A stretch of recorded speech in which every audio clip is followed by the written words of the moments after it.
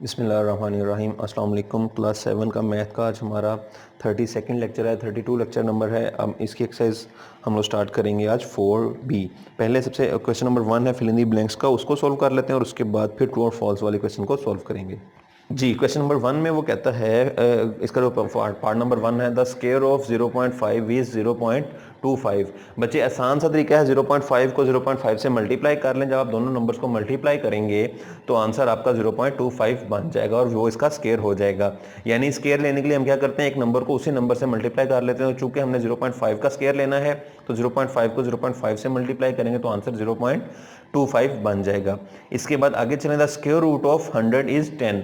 अब आप बच्चे स्क्वायर रूट आपको फाइंड करना मैंने पीछे सिखाया था। आप फैक्टर्स बनाएंगे, फैक्टर्स बना के उनको स्क्वायर की फॉर्म में लिखेंगे। तो हर जो स्क्वायर वाला फैक्टर होगा उसका स्क्वायर रूट लेने पर जो आंसर आएगा उनको मल्टीप्लाई करने से हमारे पास आंसर हम निकाल सकते हैं। वैसे अगर देखा जाए तो हमारे पास जो 100 है उसके फैक्टर आपके कुछ इस तरीके से बनेंगे, 2 मल्टीप्लाइड बाई 5 तो जब इसका स्क्वायर रूट लेंगे तो हमारे पास 2 मल्टीप्लाइड बाई 5 बचेगा और 2 मल्टीप्लाइड बाई 5 आंसर 10 आ जाएगा। तो इस तरीके से आप 100 का स्क्वायर रूट ले सकते हैं, या अगर कोई और नंबर भी दिया गया हो तो आप उसका स्क्वायर रूट यहाँ से फाइंड कर सकते हैं। थर्ड पार्ट है, to obtain a perfect square 125 should be multiplied by 5। इसका आसान तरीन तरीका है, आप 125 के फैक्टर्स बना लें। तो आप देखेंगे कि हमारे पास इसके factors 5 multiplied by 5 multiplied by 5 यानी 3 दफ़ा 5 आएगा। तो हमारे पास चूंकि एक 5 कम है, फर्स्ट 2 5 का एक स्क्वायर बन जाएगा। और लेकिन परफेक्ट स्क्वायर बनाने के लिए लाजमी है कि जो एक 5 थर्ड जो 5 है वो जो बाकी बच रहा है उसको भी किसी रकम से मल्टीप्लाई किया, तो उसको 5 से ही मल्टीप्लाई करेंगे। यानी टोटल नंबर ऑफ 5 कितने हैं, हमें 2 पहले हो गए थे, 2 मजीद चाहिए ताकि वो परफेक्ट स्क्वायर बन जाए। तो 125 को जब 5 से मल्टीप्लाई करेंगे तो टोटल नंबर ऑफ जो हमारे पास 5 है वो 4 हो जाएगा, या 2 एक दफ़ा आएंगे 5^2 और एक दफ़ा फिर 5^2 बनेगा, जो कि आंसर 625 बनता है। और वो आप कैसे निकाल सकते हो, 125 को 5 से मल्टीप्लाई करके, और 625 एक परफेक्ट स्क्वायर हो जाएगा। इसके बाद पार्ट नंबर 4 पे चलते हैं। पार्ट नंबर 4 में वो कहता है power is another word for exponent. Another word exponent को पावर के अलावा एक्सपोनेंट का वर्ड भी यूज किया जाता है। आप ये देखेंगे कुछ जगह पे हम एक्सपोनेंट का वर्ड यूज करेंगे, उसका मतलब भी पावर ही होता है, या कुछ जगह पे पावर का लफ्ज भी यूज किया जाएगा। The square of 4/3 is dash. यहाँ पे हमने इसका स्क्वायर लेना है। जो सिंपलेस्ट वे में आपको बताया गया था कि उस नंबर को उसी से मल्टीप्लाई कर दें। 4 को स्क्वायर लेने के लिए 4 को 4 से मल्टीप्लाई करें, आंसर 16 आ जाएगा। इसी तरीके से 3 का स्क्वायर लेने के लिए 3 को 3 से मल्टीप्लाई करें तो आंसर 9 आ जाएगा और ये आपका परफेक्ट स्क्वायर बन जाएगा। ये था आपका क्वेश्चन नंबर 1 जिसमें हमने fill in the blank solve करनी थी। इससे आगे चलते हैं क्वेश्चन नंबर 2 की तरफ, जो कि ट्रू और फॉल्स का है। वो कहता है स्टेट वेदर द फॉलोइंग और ट्रू और फॉल्स। आपने बताना है इनमें से कौन से ट्रू हैं और कौन से फॉल्स हैं। तो क्वेश्चन नंबर 1 है the square root of 1000 is 500। ये गलत है। अगर आप 1000 के फैक्टर्स बनाएं और फिर आप उसको सॉल्व करके देखें तो आपका नंबर 500 नहीं आएगा, कुछ डिफरेंट नंबर आएगा। और उसके अलावा अगर आप इसका स्क्वायर 1000 को फैक्टर्स बनाएंगे तो आप देखेंगे ये रकम एक परफेक्ट स्क्वायर है भी नहीं, यानी इसका आप स्क्वायर रूट एग्जैक्ट नंबर नहीं ले सकते, जो कि नेचुरल नंबर हो या होल नंबर हो। तो फिर हम इसको लिख देंगे ये फॉल्स है या ये करेक्ट नहीं है। इसके बाद 80 इज अ परफेक्ट स्क्वायर। आसान तरीन तरीका है, 80 के आप फैक्टर्स बना लें और देखेंगे तमाम फैक्टर्स अगर पावर 2 की फॉर्म में आ रहे हैं, यानी हर फैक्टर का एक कॉम्बिनेशन मौजूद है। जैसे कि अगर 2 है तो 2 की पावर 2 होनी चाहिए, यानी 2 2 दफ़ा आए। अगर 3 है तो वो भी 2 दफ़ा आए, या 2 का मल्टीपल यानी कि 2 दफ़ा आए या 4 दफ़ा आए या 6 दफ़ा आए। तो इस तरीके से आप चेक करेंगे और अगर नंबर परफेक्ट स्क्वायर होगा तो हम लिख देंगे कि ये ठीक है, अदरवाइज ये करेक्ट नहीं है। तो चूंकि यहाँ पर 80 परफेक्ट स्क्वायर नहीं बन रहा तो ये फॉल्स हो जाएगा। इसके बाद थर्ड पार्ट है any number ending in 5 has a perfect square root ending in 5।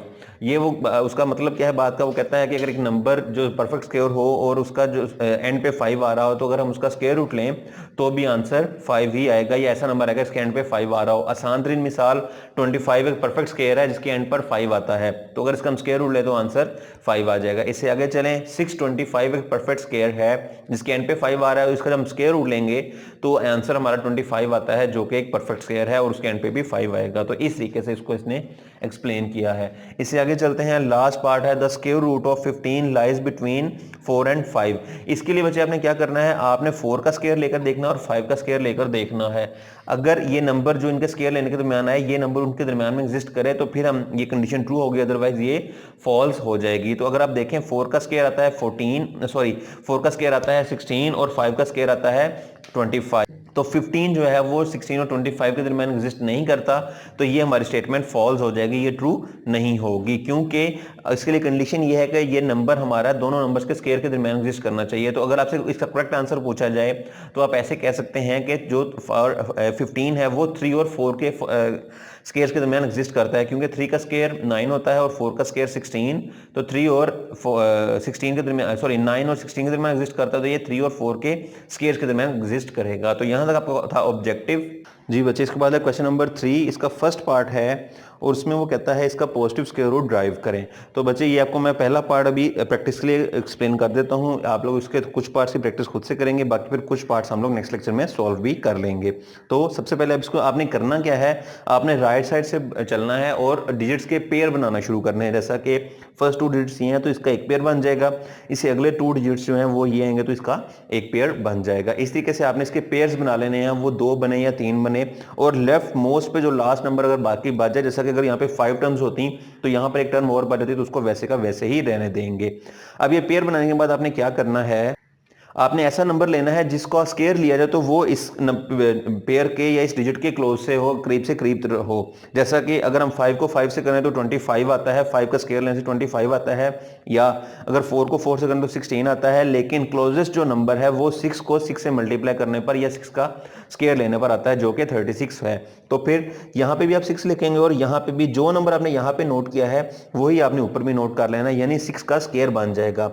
तो 6 का जब हमने स्क्वायर लिया 6 6 36 हो जाएगा, इसको हम माइनस करेंगे तो जब माइनस करने पर आंसर हमारा नीचे 3 आ जाएगा, यानी 3 हमारा रिमाइंडर आ जाएगा। उसके बाद आपने नेक्स्ट टर्म नीचे उतार लेनी है, वैसे ही पूरे का पूरा पेयर आपने नीचे उतारना है। उससे आगे चलें, अब यहाँ पे बच्चे ध्यान से आपने समझना है, यहाँ पे जो भी नंबर होगा उसमें उसी नंबर को ऐड कर देना या उसका डबल कर देना। जैसे 6 है, 6 में 6 ही ऐड किया जाए तो आंसर 12 बनता है, या आप ऐसे कह सकते हो कि 6 को 2 से मल्टीप्लाई कर देना तो वो आंसर हमारा 12 आएगा। उससे आगे अब आपने यहाँ पे एक ऐसा नंबर लगाना है जो कि यहाँ पर और यहाँ पर सेम हो और उनको आपस में जब हमारा फाइनल रिजल्ट आए तो मल्टीप्लाई करने से ये एग्जैक्ट नंबर बन जाए। जैसा कि अगर हम 2 लगाएं तो 122 को यहाँ पे भी हम 2 लगाएंगे, लेकिन इनको मल्टीप्लाई करने पर 2 2 4, 2 2 4 एंड 2 1 2 आता है, ये इसके करीब 3 नहीं है। अभी हम 3 से भी चेक कर लेते हैं, तो मैं यहाँ पर 3 लगाता हूँ और यहाँ पे भी चूंकि नीचे मैंने 3 लिखा है तो यहाँ पे भी आप 3 लिख लेंगे। अब हम इसको 3 से मल्टीप्लाई करते हैं।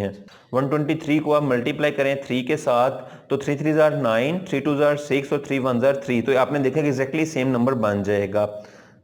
अगर इसे एक्सीड कर रहा था तो फिर हम इसके जो 2 वाले थे उसको लिख लेते, लेकिन चूंकि ये इसके इक्वल आ गया तो इसका मतलब यहाँ तक हमारा ये सवाल कंप्लीट हो गया है। बाकी कटिंग करेंगे तो आंसर हमारा 0 या कुछ भी नहीं आएगा, रिमाइंडर 0 हो जाएगा।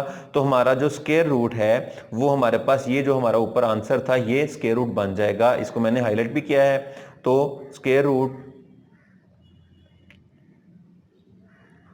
इक्वल्स टू 63 आ जाएगा। इसको मैंने सिर्फ हाईलाइट करने के लिए लाइन लगाई है, आप इसको वैसे भी लिख सकते हैं।